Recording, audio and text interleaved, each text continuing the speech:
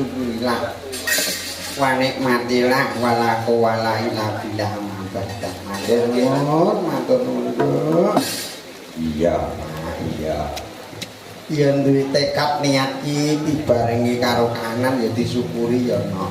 iya tenang wae Mak, santai wae sing penting kelakon lurus aja slamet ora ana sambikara apa-apa.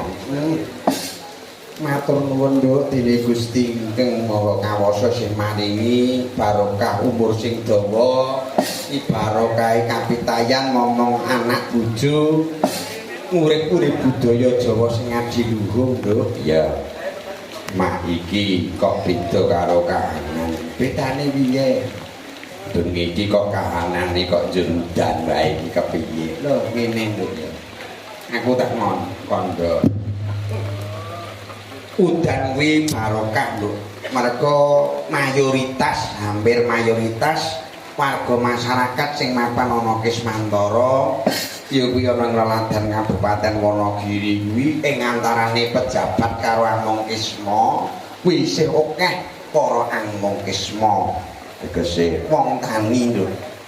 oh iya ya Pak. Yen to para Among Kisma kuwi timbang kurang banyu luwih becik malah turah